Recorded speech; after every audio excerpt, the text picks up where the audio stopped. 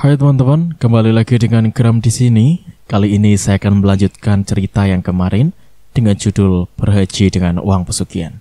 Cerita ini ditulis oleh Kak Ram dan Adi. Jadi buat kalian yang ingin membaca ceritanya secara langsung, kalian bisa kunjungi link dan profil yang sudah saya sertakan di deskripsi. So, langsung saja kita ke ceritanya. Aku berhasil menahan vas bunga itu dengan tangan. Rasa perih mulai kurasakan, diikuti dengan darah yang menembus pakaian. Wawan tertawa kencang sambil memegang sebagian vas bunga hingga membuat Rama dan Rima keluar dari kamarnya. "Ibu!" teriak Rima. "Kakak, jangan!" teriak Rama. "Jangan kesini sayang," perintahku meminta keduanya menjauh. Pak Endi mendekati Wawan. Seketika itu Wawan melirik kepadanya. "Mana janjimu?" ucapnya. "Nanti saya akan berikan," balas Pak Endi. "Sekarang kamu jangan ganggu dia," sambungnya. "Ingat, jika terlambat akan kuhabisi keluarga ini," ancam Wawan. "Ya, saya ingat. Sebaiknya kamu keluar." Wawan terlihat goyah. Tak lama ia pun roboh. Beruntung ibu mertuaku dan Pak Endi berhasil menahannya. "Wan," ucap ibu mertuaku sambil menepuk pipi Wawan. Wawan membuka matanya. "Alhamdulillah." Aku pun bangkit, kemudian mengambil sapu untuk membersihkan pecahan kaca. "Ibu, tangannya kenapa?" tanya Wawan. Tadi kena pecahan vas bunga," balasku. "Kakak yang mukul ibu," ucap Rama. "Kakak jahat," timpal Rima. "Astagfirullahaladzim, benar bu?" tanya Wawan. "Sudah, gak usah dipikirin. Tadi itu bukan kamu," balas ibu mertuaku. "Iya, cuma luka dikit aja, Wan." "Ya Allah, bu, Wawan minta maaf," ucapnya seraya meraih tanganku, meminta maaf. Seingat Wawan, tadi lagi tidur, terus kayak mimpi ketiban perempuan. Mukanya serem banget. Habis itu gak inget apa-apa lagi, bu, jelasnya. "Udah, sekarang Wawan duduk aja dulu. Nanti ibu ambilin teh hangat." Gak usah bu, sekarang ibu obatin lukanya aja dulu." Wawan mengambil sapu dari genggamanku. "Biar Wawan yang bersihin," sambungnya. Aku pergi ke kamar, membersihkan dan mengobati lukanya. Hanya sebuah goresan kecil saja. "Jangan deket-deket kak," ucap Rama saat aku keluar kamar. "Loh, kenapa sayang? Kok begitu ke kakaknya?" tanya aku. "Habis kakak jahat mukul ibu." "Tadi kakak gak sengaja, ibu juga gak kenapa-napa." Aku berusaha memberi pengertian. "Pokoknya kakak jahat, kayak perempuan yang dorong 5. Rama berlari masuk ke kamarnya, kemudian menutup pintu. Aku dan Wawan saling berpandangan. Tentunya kami memikirkan hal yang sama. Siapa perempuan yang dimaksud Rama? "Apa itu perempuan yang sama, bu?" tanya Wawan. "Gak tahu, Wan," balasku. "Ya, dia perempuan yang sama dengan yang kamu lihat," saut Pak Endi. "Sudah saya bilang, jangan dibahas lagi," ucapku menoleh ke Pak Endi dengan tatapan marah. "Kenapa gak boleh dibahas, bu?" tanya Wawan. "Sekarang mending kamu sholat isya, biar lebih tenang." "Apa nenek tahu?" tanyanya pada ibu mertuaku. Aku menatap tajam pada ibu mertuaku. "Ikutin kata ibu kamu, Wan. Sekarang mending kamu sholat, biar gak ada yang berani ganggu lagi," balas ibu mertuaku. Ya udah, Wawan pergi ke kamar mandi. "Mur, apa Fajar punya uang simpanan?" tanya ibu mertuaku. "Kenapa ibu tidak tanya langsung ke Mas Fajar?" balasku ketus. "Kamu jangan kurang ajar. Ibu tanya baik-baik ada tidak?" Ibu mertuaku terlihat marah. "Murni juga gak tahu, bu." "Emang kamu gak pernah nanya gitu? Suami sendiri padahal." "Ibu seharusnya sudah tahu sifat Mas Fajar dari dulu. Dia gak pernah terbuka soal pendapatannya. Ngasih uang pun cuma untuk jatah bulanan atau buat keperluan anak-anak. Murni gak pernah minta macam-macam. Murni juga punya uang sendiri." "Ya sudah, sekarang ibu minta uang kamu saja. Ibu perlu 20 juta. "Untuk apa, bu?" Untuk beli ayam cemani sama kepala kerbau, balasnya. Astagfirullahaladzim Bu, haram, dosa. Kamu dengarkan ancamannya. Murni gak takut Bu, murni punya Allah. Alah, so alim. Lihat saja kalau terjadi sesuatu ke kamu, ibu gak peduli. Insya Allah murni gak akan kenapa-napa. Ada Allah sebagai pelindung terbaik. Berarti kamu gak sayang sama anak-anak. Demi Allah, murni sayang sama anak-anak. Murni cuma gak mau uangnya dipakai untuk perbuatan menyekutukan Allah. Percuma ngomong sama kamu. Sekarang kamu hadapi saja sendiri. Ibu gak mau ikut campur. Murni akan menghadapi mereka dengan cara murni sendiri. Ucapku membuat ibu mertuaku memalingkan muka. Kemudian pergi keluar rumah, pulang. Loh, nenek kemana Bu? Tanya Wawan yang baru keluar dari kamar mandi. Udah pulang, balasku. Nggak nunggu Wawan sholat dulu gitu, kan bisa diantar. Kayaknya tadi buru-buru pulang. Wawan masuk ke dalam kamar, sementara aku mengunci pintu depan. Malam ini, aku mengajak Wawan untuk mengaji di ruang tengah. Setelah itu, membacakan doa-doa ruqyah agar rumah terasa nyaman, serta terhindar dari gangguan. Ini badan merinding terus ya Bu, ucap Wawan. Kamu lanjutin aja baca doa ruqyahnya, lama-lama juga hilang. Kami terus mengulang-ulang doa ruqyah hingga beberapa kali. Gimana? Masih merinding? Tanyaku. Udah enggak Bu, ku tetap jam di dinding, sudah pukul 10 malam. Sekarang mending kamu tidur, jangan lupa baca doa, ucapku. Emang ibu mau kemana? Tanyanya. Ibu juga mau tidur, ngantuk. Oh, kami pun masuk ke dalam kamar, tidur. Malam berikutnya, aku dan Wawan melakukan hal yang sama. Kini, rumah sudah benar-benar terasa nyaman, tak ada gangguan. Aku pun tidak pernah mengalami mimpi buruk lagi. Begitu pula Wawan. Pagi menyapa.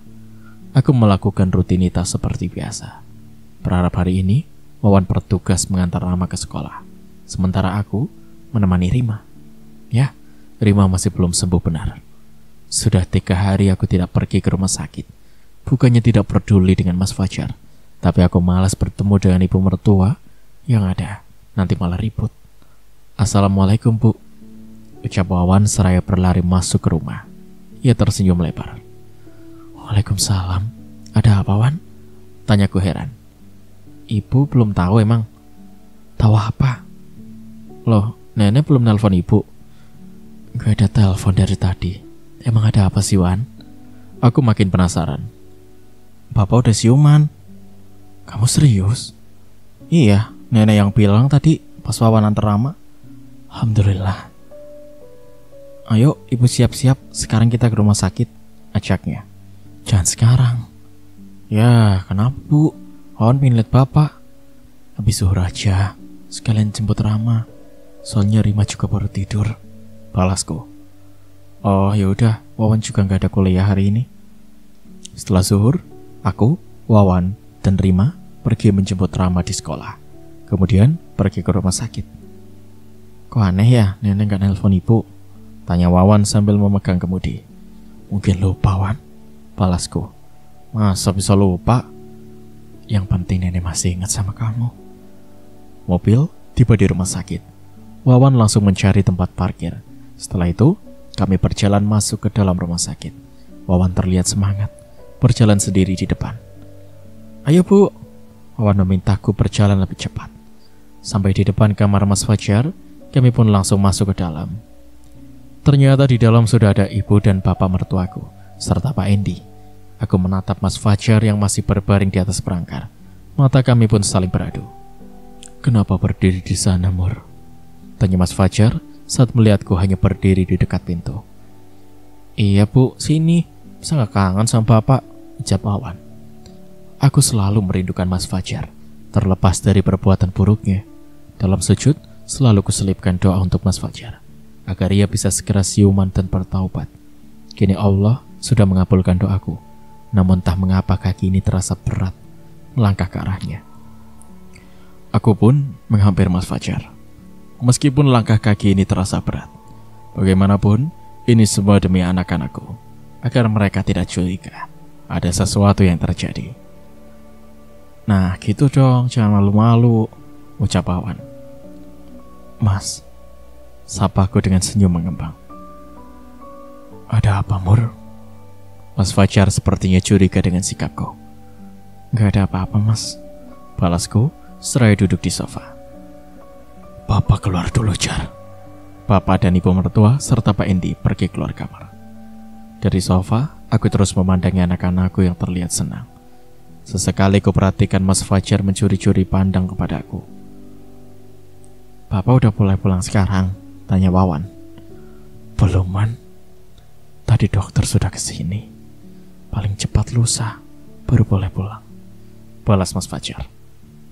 Pintu terbuka. Mas Firman dan Ustadz Haidir datang.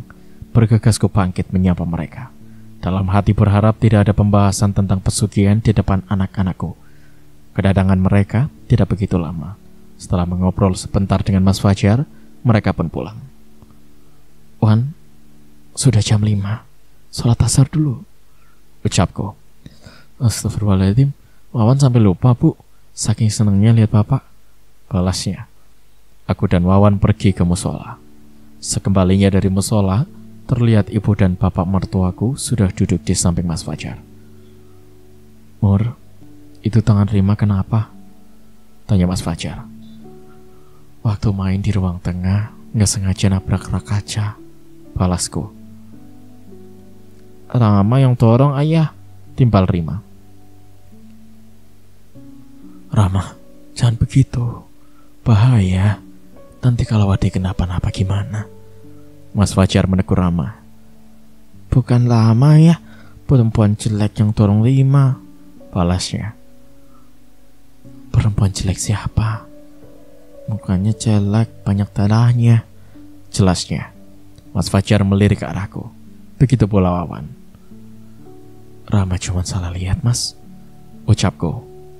Kepu, elak Rama. Sudah. Yang penting sekarang Rima gak kenapa-napa. Ibu mertuaku memotong percakapan kami. Ku tatap jam di ponsel. Sudah menjelang maghrib. Dari tadi Mas Fajar sedang asyik mengobrol dengan Rama dan Rima. Udah sayang, ayahnya harus istirahat, ucapku seraya menghampiri Rama dan Rima. Ya ibu, protes mereka berdua. Besok sini lagi. Gak apa-apa, Mur, ucap Mas Fajar. Iya, namanya juga anak-anak. Kangen sama bapaknya. Kau malah diajak pulang, saut ibu mertuaku. Kan besok anak-anak masih sekolah, Bu, balasku. Bisa nanti kan pulangnya, 1 atau 2 jam lagi. Aku memilih diam, tak mau menanggapi ucapan ibu mertua. Azan maghrib berkumandang. Bergegas, aku pergi ke musola. Tanpa sadar, di belakang ada Wawan yang membuntuti. Bu, tunggu, panggil Wawan sembari berlari kecil. Ibu kenapa sih? Tanyanya. Gak kenapa-napa, balasku. Ibu lagi ada masalah ya sama nenek? Enggak kawan, alaku. Jangan bohong, Bu, Wawan bisa lihat sendiri. Dari tadi ibu kayak gak mau natap nenek. Terus duduknya juga jauh-jauhan. Iya ada masalah sedikit pas kemarin nenek ke rumah. Tuh kan, masalah apa sih, Bu? Wawan juga pengen tahu. Sudah, kamu gak usah tahu, balasku seraya masuk ke dalam musola. Ya ibu gitu terus, balasnya. Gue masuk ke musola. Sesudah sholat, kami kembali ke kamar perawatan. Kini aku lebih banyak diam, tak mau banyak bicara. Sayang, sekarang pulang dulu ya. Besok sini lagi sama ibu. Kasihan tuh, ibu dari tadi duduk nungguin, ucap Mas Fajar. Iya ayah, memang kedua anakku itu lebih nurut dengan bapaknya. Murni pulang dulu ya Mas, ucapku seraya mencium punggung tangan Mas Fajar. Diikuti oleh Wawan, kemudian pamit pada ibu dan ayah mertuaku.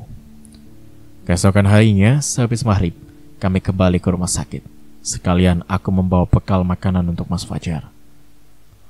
Wah, tahu ada Mas kangen sama masakan kamu, Mur, Mas Fajar terlihat senang dengan apa yang kubawa. Ia pun memakannya dengan lahap. Enak, Mur, ucap Mas Fajar sesaat setelah menghabiskan makanannya. Seharusnya aku senang dengan pujiannya, namun malah hanya senyum tipislah yang bisa kutunjukkan. Semua peristiwa, rahasia, dan teror yang terjadi akhir-akhirnya sepertinya sudah mengubah perasaanku pada Mas Fajar. Di satu sisi, aku tetap mencintainya, namun di sisi lain, tetap tidak bisa memaafkan perbuatannya. Ada apa, Mur? Mas Fajar seperti mulai curiga dengan perubahan sikapku. Nggak apa-apa, Mas, balasku. Pintu terbuka. Ibu mertuaku masuk ke dalam kamar. Ya, ibu telat. Murni tadi bawa makanan enak, ucap Mas Fajar. Bu, malam ini gak usah jagain Fajar. Loh, kenapa emangnya? Ibu udah datang ke sini. Gak apa-apa, Fajar cuma pengen Murni yang temenin. Mas Fajar menatapku. Mau kan, Mur? Sambungnya. Nanti anak-anak gimana, Mas? Balasku. Nanti biar ibu yang jaga anak-anak. Ya udah, Mas. Dengan berat hati aku menyetujui permintaan Mas Fajar. Sekitar pukul 9 malam, anak-anak dan ibu mertuaku pulang. Kini hanya tinggal aku dan Mas Fajar saja. Jadi kamu sudah tahu, Mur? Perkataan Mas Fajar itu sontak membuatku kaget. Apa ibu yang cerita? Ibu sudah cerita semua, Mur. Termasuk kamu yang gak mau kasih pinjam uang. Apa ibu cerita alasan Murni gak mau kasih pinjam uang? Ya intinya kamu gak mau Mas sembuh kan? Astagfirullahaladzim. Setiap hari Murni doain Mas biar cepat sembuh. Sekarang Mas malah menuduh Murni begitu. Kalau begitu kenapa kamu gak mau pinjemin ibu uang? Mas sudah tahu kan? Uangnya untuk dibeliin apa? Iya, Mas sudah tahu. Jadi ngapain Mas tanya ke Murni? Mas sudah tahu juga kan kalau itu dosa besar. Oh Allah Maha Pengampun, Mur. Nanti bisa taubat. Yang penting Mas dan keluarga kita aman dulu dari kejaran jin pesugihan. Astagfirullahaladzim, Mas. Mas jangan lupa kalau Allah Maha mengetahui segala sesuatu, termasuk niat buruk Mas itu. Ingat, Mas, azab Allah itu pedih. Sebagian sudah Mas rasakan saat di tanah suci. Itu baru azab dunia. Lalu bagaimana azab di akhirat nanti? Dah, kamu jangan ceramah. Sebagai istri Murni wajib mengingatkan, Mas, sebelum semuanya terlambat. Maksud kamu apa? Kamu mau doain Mas cepat-cepat mati? Murni gak bilang gitu, elakku. Udah capek ngomong sama kamu, Mur. Mas Fajar memalingkan wajah. Ku tatap punggungnya. Orang yang sangat kucintai ternyata sudah jatuh terlalu dalam, hingga berani-berani ingin mempermainkan Allah. Ya Allah, berikanlah suamiku hidayah, ucapku dalam hati, diikuti air mata yang menggendang di pelupuk mata. Mas Fajar membalikkan badan. Buru-buru ku seka air mata sebelum ia melihatnya. Kamu gak ngalamin apa yang Mas alamin, Mur? Semua yang Mas alami itu memang karena perbuatan Mas sendiri. Mas ngelakuin itu semua demi kamu dan anak-anak. Apalagi waktu itu gak ada pilihan lain, Mur. Banyak pilihan lain, tapi Mas terlalu mengikuti bujuk rayu setan, balasku. Coba Mas pikirin, gimana kalau anak-anak sampai tahu? Sambungku. Makanya kamu harus bisa jaga rahasia. Sebaik-baiknya menyimpan bangkai, pasti akan tercium juga. Wawan sudah mulai curiga semenjak ngalamin kejadian-kejadian aneh akhir-akhir ini. Malam kemarin dia sampai kesurupan dan mau bunuh Murni. Mas Fajar terlihat terkejut. Sepertinya ibu mertuaku belum menceritakan bagian itu. Apa ibu gak cerita? Tanyaku memastikan. Ibu gak cerita. Sekali ini saja, Mas. Murni minta Mas jujur. Ceritakan semua yang sudah Mas lakuin selama ini. Soalnya perempuan itu udah mulai mengancam anak-anak. Mas Fajar terdiam, menatapku lumayan lama. Waktu itu, Mas terpaksa. Selama beberapa hari mencari pinjaman, tapi gak ada satupun yang ngasih. Mas Firman dan ibu gak bisa bantu banyak. Apalagi biaya rumah sakit terus membengkak. Akhirnya, ibu ngenalin Mas sama Pak Indi. Dia salah satu paranormal yang lumayan terkenal di tempat ibu. Dari sana, Mas diajak pergi ke Gunung Gede untuk ngelakuin perjanjian. perjanjian sama wanita kelelawar itu. Sudah kuduga, ibu mertuaku berbohong saat bilang Pak Endi adalah guru ngaji. Dari penampilannya saja sudah tidak cocok dengan titel itu. Wanita kelelawar? Tanyaku. Dia wanita yang dilihat Wawan dan Rama. Wujud aslinya setengah manusia dan setengah kelelawar. Balasnya, dia menawarkan kekayaan, tapi sebagai imbalannya, Mas harus ngasih tumbal ayam cemani dan kepala kerbau setiap bulannya. Sambungnya. Bagaimana kalau tumbalnya nggak dikasih, Mas? Dia pasti marah besar, terus coba celakain keluarga kita. Bisa-bisa salah satu dari kita bakal jadi tumbal pengganti. Apa Mas takut sama dia? Dia kuat, Mur. Mas takut dia incer anak-anak. Tapi kan dia sudah hampir celakain Wawan sama Rima. Apa Mas masih mau kerja sama dengan dia? Sekarang udah gak akan lagi, Mur. Ibu bilang dia udah ngasih permintaannya. Astagfirullahaladzim. Berarti ini bakal terus berlanjut. Apa Mas gak takut sama murka Allah? Mas takut, Mur. Tapi Mas juga capek disiksa sama dia. Disiksa gimana? Mas Fajar pun mulai bercerita. Semua berawal dari rencana keberangkatannya ke Tanah Suci. Jujur, Mas sebenarnya gak mau pergi haji. Tapi Mas gak enak nolak ajakan Ustadz Haidir terus. Dengan terpaksa, Mas Fajar akhirnya pergi ke Tanah Suci, walaupun ibu mertuaku sudah melarangnya. Apa yang dibilang sebelum berangkat harus dilepasin dulu, ucap Mas Fajar. Apanya yang dilepasin? Si wanita kelelawar itu. Dia sering ikut sama Mas. Bahaya kalau dia sampai ikut ke Mekah. Hal yang dikhawatirkan Pak Endi pun terjadi. Tanpa disadari olehnya, si wanita kelelawar itu ikut ke Mekah. Alhasil, di sana menjadi bulan-bulanan jin muslim penjaga tempat-tempat suci. Mas lihat dia disiksa, Mur, dipukul, diseret, dan cambuk. Semua yang dia rasain Mas juga rasain. Di perjalanan pulang, Ustadz Haidir menawarkan untuk melepas jerat pesugihan itu. Mas Fajar sudah mengiyakan, tapi ternyata itu hanya basa-basi saja. Setibanya di rumah, Mas Fajar malah bercerita pada ibu mertuaku. Alhasil, mereka melakukan ritual tambahan untuk permintaan maaf. Anak buah si wanita kelelawar itu marah besar waktu lihat dia pulang ke sini dalam kondisi mengenaskan. Ritual permintaan maaf sudah dilakukan, namun itu saja tidak cukup. Si wanita kelelawar malah minta lebih. Dia minta salah satu dari anak kita, Mur. Astagfirullahaladzim. Spontan aku beristighfar. Selama beberapa hari Pak Endi melakukan perundingan, tapi tak membuahkan hasil. Para jin pesugihan yang ingin balas dendam itu terus menyerang Mas Fajar. Hingga akhirnya mereka bawa Mas ke tempatnya. Bawa gimana? Ini mungkin gak masuk akal, Mur, tapi benar-benar kejadian. Jiwa alias sukma Mas dibawa mereka ke tempat penyiksaan. Ya Allah, di tempat itu Mas disiksa bisa-bisan, diikat pakai rantai, ditarik-tarik kayak kambing, dicambuk pakai pecut berduri, sampai harus berjalan di bara api. Rasanya kayak mimpi, Mur, cuma sakitnya masih kerasa. Apa waktu itu Mas pernah ke rumahnya? Tanyaku, soalnya ceritanya mirip dengan yang kulihat sehari setelah Mas Fajar koma. Ya, dia beberapa kali bawa Mas ke rumah. Di sana, Mas berusaha minta tolong ke kamu dan anak-anak. Ya Allah, ternyata benar. Apa yang benar, Mur? Aku pun menceritakan semua kejadian setelah Mas Fajar koma. Jadi kamu sama Wawan lihat? Iya, Mas. Si wanita kelelawar itu pun datang menemui Mas Fajar. Ia membawa Mas Fajar pergi dari tempat itu. Tak lama, Mas Fajar pun bangun dari koma. Kenapa dia nolongin Mas? Tanyaku. Yang jelas dia sempat bilang kalau permintaannya sudah disetujui.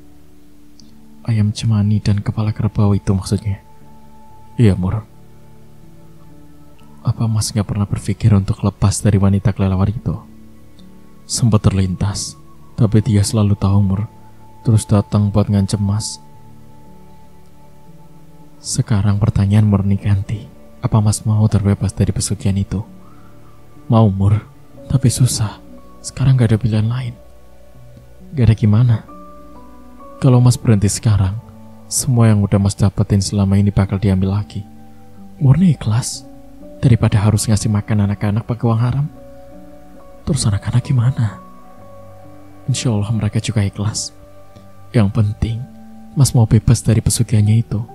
Urusan rezeki kita bisa mulai dari awal lagi, kayak dulu. Mas Fajar terdiam. Sepertinya ia memikirkan ucapanku. Emang kamu tahu gimana cara terbebas dari jerat pesugihan? Tanya Mas Fajar. Nanti Murni tanyain ke Ustadz Haidir. Insya Allah beliau punya solusinya. Sekarang tinggal balik ke Mas sendiri. Mas mau Mur. Mas juga udah capek terus dikejar-kejar mereka.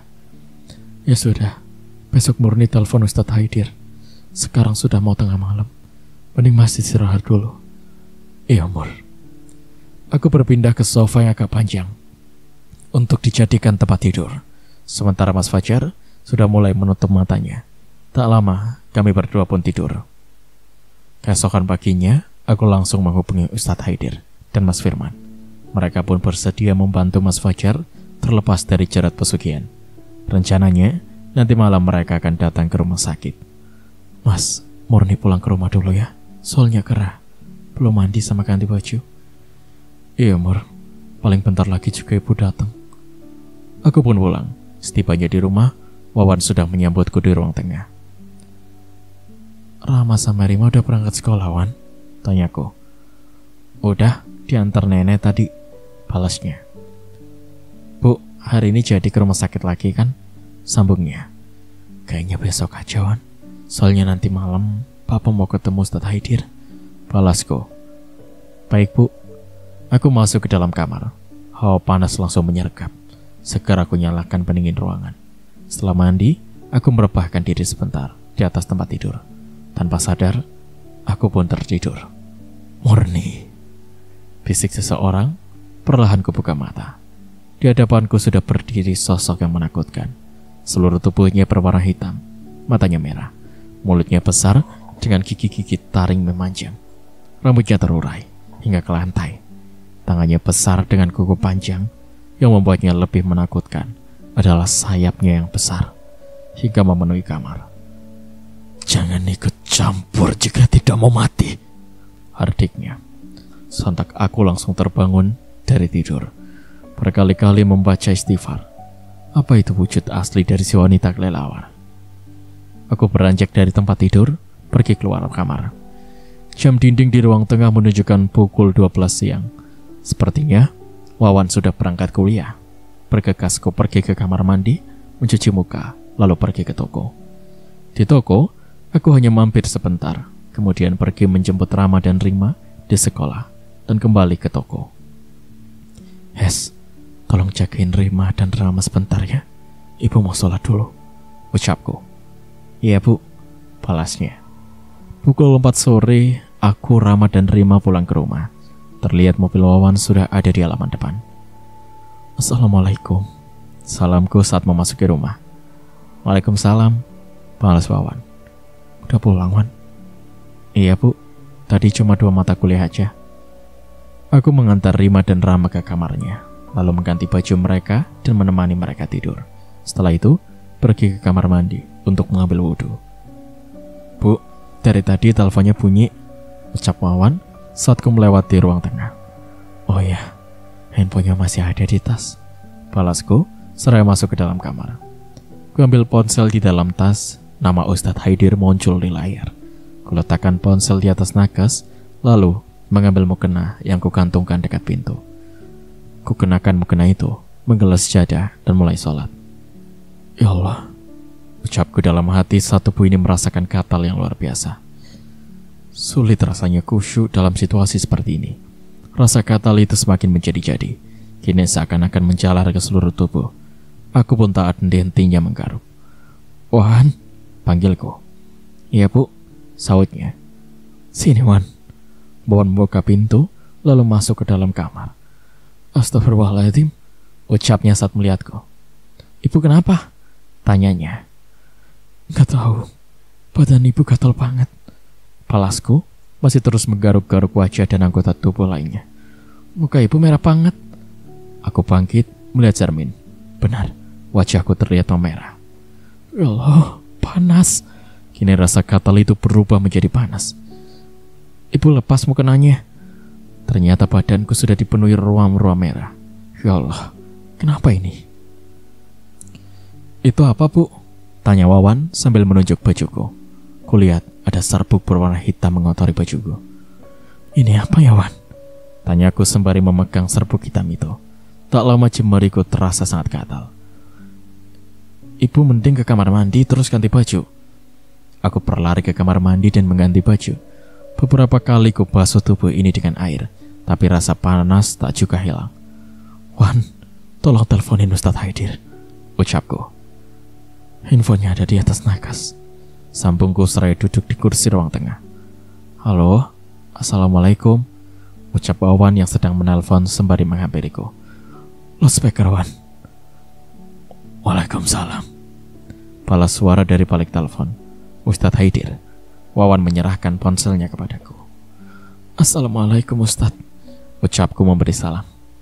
Waalaikumsalam, Mur. Tadi saya telepon tidak diangkat-angkat, balasnya. Maaf Pak Ustadz. Oh iya, saya cuma mau ngasih tahu kalau hari ini tidak bisa pergi ke rumah sakit. Soalnya kaki saya tergilir, jatuh di kamar mandi. Innalillahi. Pak Ustadz, saya boleh minta tolong? Ya, Mur. Di dalam mukena saya ada serbuk hitam yang kalau kena badan rasanya gatal dan panas. Itu apa ya Pak Ustadz? Tanyaku masih berusaha menahan rasa panas di tubuh. Sebelumnya, kamu ngerasa ada sesuatu yang janggal? Sebelumnya, Murni cuma mimpi kedatangan makhluk serem Pak Ustadz. Ini mungkin ulah dia. Sekarang kamu ambil segelas air, perintah Ustadz Haidir. Wawan yang mendengar langsung mengambil air di dapur, kemudian menyerahkannya kepadaku. Sudah Pak Ustadz. Deketin ke handphonenya. Ustadz Haidir mulai membacakan ayat-ayat suci, lebih ke ayat-ayat ruqyah dengan beberapa tambahan lainnya. Setelah selesai, ia memintaku untuk segera meminum airnya sebagian lainnya diusapkan pada bagian tubuh yang terasa panas. Alhamdulillah, setelah melakukan perintah Ustadz Haidir, rasa panas dia perlahan menghilang. Gimana, Mur? Tanya Ustadz Haidir. Alhamdulillah Pak Ustadz, panasnya agak berkurang. Kalau panasnya masih berlanjut, kamu ulangi saja bacaan tadi. Nanti saya kirim pesan ayat-ayat apa yang harus dibacakan. Baik Pak Ustadz. Jangan lupa terus berdoa kepada Allah untuk meminta perlindungan dari tangan-tangan jahat, pesan Ustadz Haidir. Insya Allah, kalau besok kaki saya sudah membaik, nanti saya datang ke rumah sakit. Ada yang harus saya bicarakan juga. Baik Pak Ustadz, semoga lekas sembuh. Terima kasih bantuannya. Sama-sama, Mur. Assalamualaikum. Waalaikumsalam. Telepon ditutup. Bu, ucap Wawan. Iya, Wan. Kayaknya Wawan tahu itu kerjaan siapa. Maksud kamu, Wan?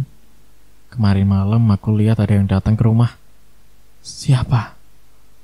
Bapak-bapak yang kemarin ke rumah, Bu. Pak Endi. Ngapain dia kesini malam-malam? Nggak tahu, Bu. Kesininya juga malam banget. Sekitar jam 12-an. Kamu lihat dia ngapain aja di rumah? Enggak, Bu. Soalnya Wawan di kamar. Kalau ini beneran kerjaan Pak Endi, berarti nenek juga terlibat ya, Bu. Ketahuan. Semoga saja nggak terlibat. Aku masih berprasangka baik pada ibu mertuaku. Semoga saja dia benar-benar tidak terlibat. Namun bila dugaan Wawan benar, maka apa yang direncanakan oleh ibu mertuaku dan Pak Endi? Apa mereka berniat mencelakaiku? Sekian untuk part kali ini. Nantikan kelanjutan ceritanya di part berikutnya. Terima kasih.